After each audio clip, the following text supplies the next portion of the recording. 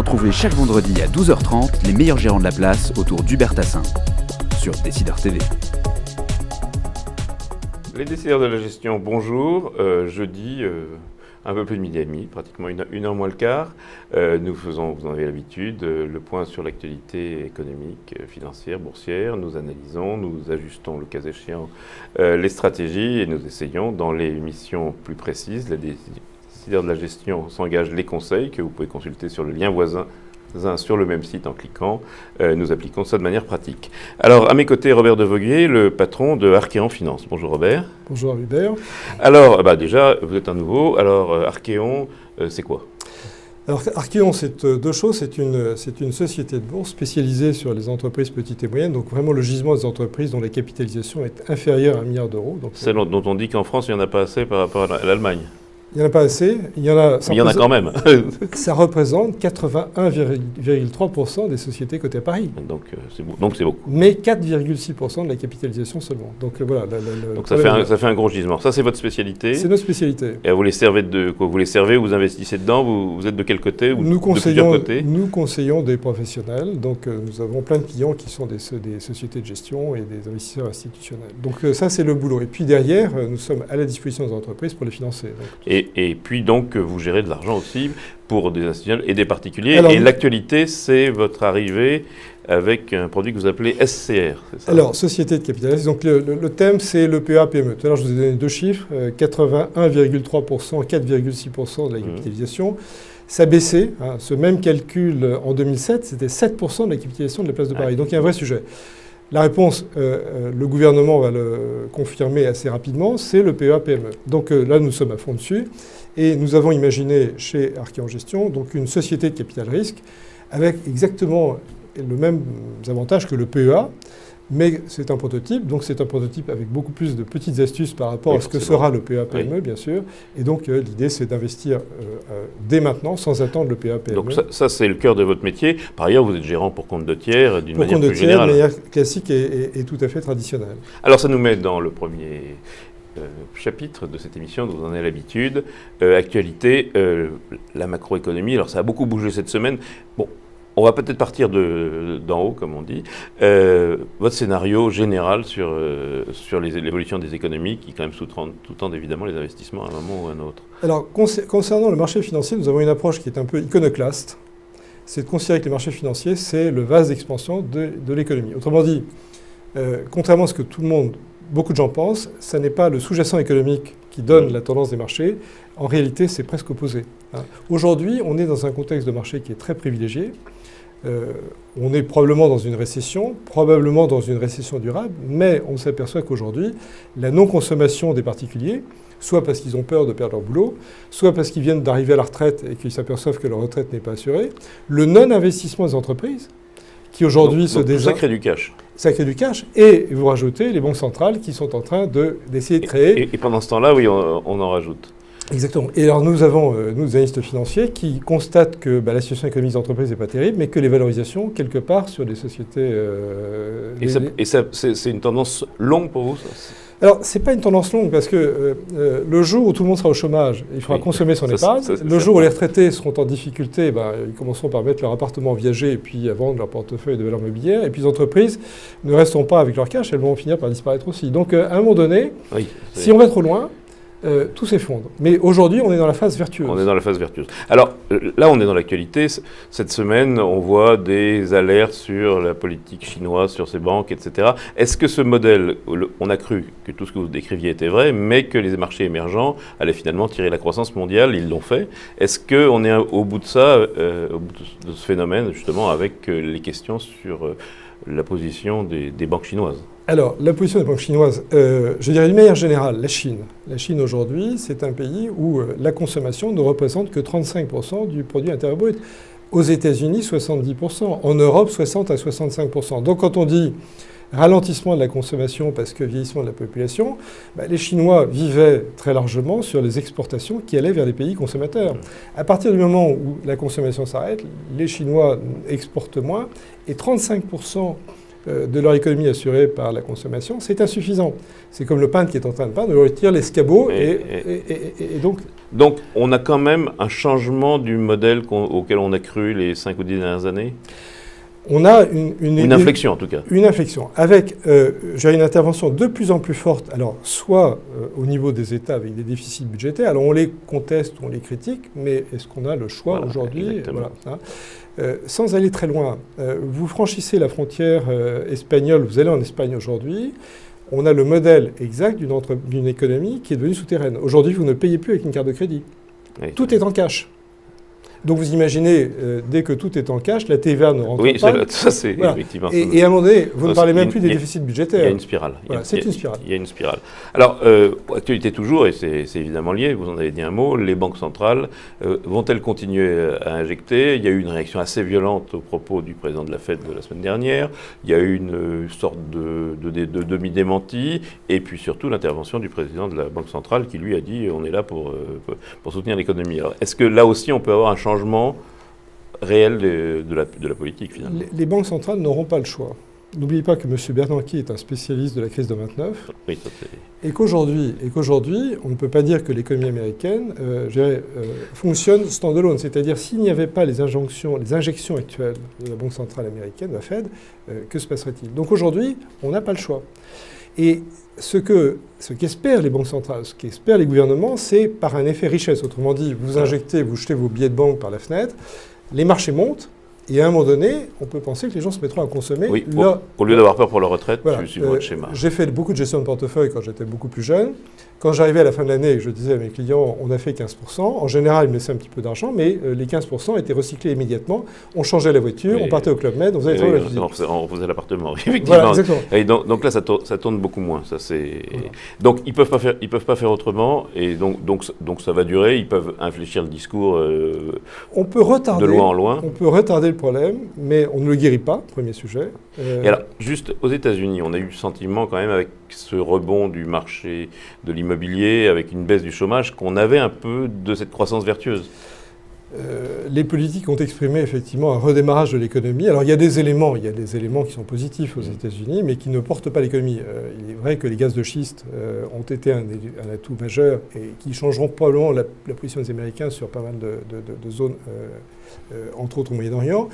La remontée de l'immobilier, je dirais après ce qu'on a baissé, voilà. Donc tout est très relatif. Alors quand on regarde au microscope le chômage, l'immobilier, on essaie de trouver des bonnes nouvelles, mais on s'aperçoit que ces bonnes nouvelles ne sont pas pérennes. Très bien. Deuxième chapitre, actualité des valeurs. Alors on va s'intéresser aux valeurs moyennes. Robert, je vais déjà vous demander, qu'est-ce que vous retenez comme actualité en ce moment sur les valeurs moyennes, puisque c'est quand même votre spécialité. Alors, sur l'activité des valeurs moyennes, d'abord, un contexte. Ces valeurs moyennes, historiquement, elles surperforment les grandes capitalisations. Alors, c'est vrai sur toutes les échéances, depuis 2000, depuis le pic du CAC 40. Depuis le pic du CAC 40. Et si vous reprenez les 5 dernières années, c'est pareil. Ça n'est pas spécifique à la France, c'est vrai partout. Alors, c'est amusant parce qu'avec la loupe qu'on a, on ne voit pas ce phénomène. C'est assez amusant. Alors, on ne le voit pas, mais il est réel. Et si vous prenez l'indice CAC Small qui représente 200 valeurs par rapport à l'indice CAC 40, il est surperformant. Je lisais quelques articles de journaux ces derniers jours, ces dernières heures. Tous reconnaissent aujourd'hui, les échos aujourd'hui. Donc, premièrement, ça surperforme. Ça surperforme. Voilà. Alors, il ne faut pas se tromper parce qu'il y a... c'est pas... c'est plus large. Voilà. On peut aller de la faillite à la très grande réussite. Le spectre est beaucoup plus large. Bon. Deuxième chose, nous sommes en Europe, et en Europe, ces valeurs moyennes ont connu un désengagement massif d'investisseurs traditionnels qui étaient les banques et les compagnies d'assurance. Donc c'est BAL 3 Solvency 2. Alors tout le monde a vu, quand on a annoncé BAL 3 Solvency 2, tout le monde a compris ce que ça ferait sur le capital investissement. Et on le constate aujourd'hui, donc il n'y a plus de renouvellement lorsque les sociétés sont cédées et lorsque les fonds sont rachetés. Il n'y a plus d'investissement de ces investisseurs. Avec ce qu'on a vu ces dernières semaines, des OPA ou des rachats par les majoritaires qui montrent qu'il y a un peu de gras. Absolument. Mais sur les sociétés cotées, donc là je parle d'Euronext B, Euronext C, Alternext, ils n'ont pas attendu. Autrement dit, tout de suite, il y a eu des désengagements intelligents. Autrement dit, les gestions ont été prévenues, vous avez 6 mois pour vendre, dégagez. Donc aujourd'hui, ce que je vous disais tout à l'heure, 7%, le poids de ces sociétés petites et moyennes, 7% de la capitale de la place en 2007, 4,6% aujourd'hui. Donc aujourd'hui, nous nous trouvons dans une situation où ces sociétés sont particulièrement sous-valorisées par rapport à leur potentiel de... Alors, cette semaine, Excel, par exemple, est sur le devant de l'actualité. Alors là, bon, c'est une société que nous avons, que nous aimons bien, qui est liée au secteur de l'agriculture, qui a annoncé un chiffre d'affaires tout à fait excellent. Donc là, effectivement, c'est une des sociétés qu'on aime bien. D'autres que je peux... Allez-y. Je suis spontané. C'est votre spécialité, donc je ne vais pas Alors, vous brider, au contraire. Une autre qu'on aime bien, parce qu'elle est en train de faire un démarche, c'est une boîte moyenne, et malgré ça, elle a une vision internationale, c'est Delta Plus, dans le domaine des équipements de sécurité de l'homme au travail, qui est en train de donc connaître... ça, c'est quelque chose, oui, c'est donc une croissance longue, en principe. Elle fait ce que font les grosses boîtes qui sont devenues mondiales. Eh bien, Delta Plus, à son petit niveau, a su d'abord remarquablement jouer l'Europe centrale, et puis aujourd'hui, attaque l'Amérique du Sud. Et il y a une nette décote par rapport à des équivalents où... C'est une boîte aujourd'hui qui, effectivement, règle actuellement pas mal de problèmes avec sa croissance, et entre autres l'endettement, qui était un de ses sujets. Alors Séché, qui a réglé son problème, on retrouve. Alors là, c'est un secteur d'activité qui est porteur en soi. Ah oui, donc le problème de la SOR étant réglé, Séché a retrouvé une certaine... Malgré le sacrifice complet sur les investissements qui étaient faits sur la SOR, retrouve complètement son intérêt. Alors parmi les hausses de la semaine, je vois Pharmagest. Alors Pharmagest, je l'aime bien parce que c'est une boîte que j'ai eu l'occasion d'introduire en bourse il y a très longtemps, quand j'étais chez KBC Securities, et c'est une boîte remarquable. Alors, elle a le défaut des boîtes remarquables, c'est qu'elle est déjà très bien valorisée, parce qu'il y a très peu d'aléas. Dire du mal de Pharmagest, c'est compliqué. Le modèle est idéal, le positionnement est génial, la croissance est quasiment assurée. On imagine mal ce qui pourrait mettre Pharmagest en difficulté demain. Alors, parmi vos valeurs que vous aimez bien, il y a ESI. Alors, ESI, là, le salon du Bourget s'est terminé il n'y a pas très longtemps. Voilà. ESI, c'est une des boîtes qui, dans le domaine du prototypage, c'est-à-dire l'économie qu'on arrive à faire au niveau des bureaux d'études pour mettre au point des avions, des trains, des voitures. ESI est une boîte tout à fait remarquable. Si vous en citiez encore une. Alors, Montupet, nous sommes dans le domaine de la voiture, mais là voilà une société... Alors Montupet, ça fait partie de ces équipementiers qui capitalisent en général un peu moins qu'on leur fonds propres.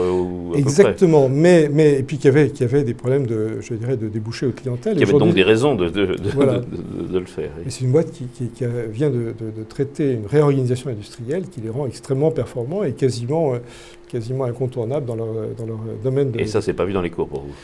Pas encore. Pas encore. Pas encore. Les gens commencent à comprendre, mais c'est pas fait. Alors juste une dernière valeur. Artprice qui a explosé cette année. Là, cette semaine, il est dans les baisses, mais il a tellement monté récemment que c'est pas... Alors Artprice, que j'aime beaucoup aussi, puisque j'ai eu l'occasion de la co-introduire avec nos amis Dodo en 2000, début 2000, au moment de la bulle Internet. Oui, c'est ça. Et c'est un business model que je trouve absolument séduisant. Autrement dit, Thierry Hermann nous avait expliqué en 1999 ce que serait l'aventure d'Artprice, et avec du retard, mais il est en train de régler ses problèmes. Et je pense que la prochaine étape est proche, c'est-à-dire le jour où il sera effectivement prestataire sur les transactions par Internet d'œuvres d'art, avec une logistique très compliquée. C'est complexe. Voilà. On n'est pas eBay en 5 minutes. Voilà, tout à fait. Donc, je dirais, Artprice suit son petit bonhomme de chemin, s'approche du moment où effectivement elle aura une capacité bénéficiaire extrêmement importante, et le retard qui a été en partie comblé, mais il en reste un peu. Je veux dire, ce qui est en train de se passer, nous l'attendions il y a 5 ou 6 ans. Je comprends. Ouais. Alors, dernier chapitre, gestion. Alors, en ce moment, donc, vous nous avez donné votre scénario général, ça s'applique comment Alors aujourd'hui, récession, déflation. Déflation, donc vous comprenez bien... Baisse des prix. Voilà, baisse des prix, baisse de tout ce qui concerne le patrimoine. Oui, voilà, oui. Alors vous avez un pays qui nous donne bien la voie, c'est le Japon. Le Japon, nous sommes à peu près à l'équivalent de 1990 au Japon. Donc 20 ans d'une période extrêmement compliquée, avec un phénomène démographique que nous connaissons bien, que nous allons commencer à vivre, nous, dans que l'Europe va en tout cas connaître, même s'il y a des poches comme la France, l'Irlande. Absolument. Et on voit ce qui s'est passé au Japon dans une période où l'économie mondiale portait, c'est-à-dire un pays qui a vécu une quasi-récession depuis 20 ans. Alors ça veut dire quoi? Ça veut dire que sur certains domaines, prenez l'immobilier au Japon, c'est moins 65% en 20 ans. Oui. Les marchés financiers, malgré la hausse qu'on vient de connaître, c'est 70% de baisse en 20 ans. Oui. Donc là où... Cash is king. Exactement. Là où, il y a 20 ans, vous m'auriez dit il faut avoir de la trésorerie, il faut avoir des obligations, je vous aurais dit non, c'est pas sérieux. Aujourd'hui, je dirais il faut privilégier la trésorerie, parce qu'il y aura des opportunités, et les obligations. Alors vous avez deux types d'obligations. Oui, voilà, c'est comment on capte du rendement Alors, vous avez le coffre-fort, c'est les émissions de l'Allemagne, mais vous n'avez pas de rémunération. C'est ce que les Japonais qui ont investi dans des obligations japonaises depuis 20 ans ont un pouvoir d'achat en immobilier et en valeur mobilière. Qui a monté, mais qui a monté du fait de la baisse de... Mais ils n'ont pas été rémunérés. Voilà. Alors, l'idée, c'est d'essayer de trouver effectivement un binôme acceptable entre risque et rémunération. Et on trouve encore... Donc sur les émissions privées, alors, sur les émissions perpétuelles ou des choses comme ça. Ça, c'est un alors perpétuel, non. Mais vous avez aujourd'hui de plus en plus d'émetteurs qui viennent aujourd'hui en placement privé, essentiellement, faire de l'obligation. Bon. Alors, vous savez que je suis un passionné des sociétés petites et moyennes, de moins d'1 milliard d'euros. Et la question, c'est est-ce que ces sociétés aujourd'hui peuvent venir avec des émissions à leur taille? Autrement dit, une boîte qui est sur Euronext sait est-ce qu'elle peut émettre une émission de 20 millions d'euros? Non. Et sur quel horizon d'investissement elle va émettre? Nous disons qu'il faut faire court. Et c'est vrai que ces opérations ne peuvent pas se placer. Donc vous êtes assez obligataire.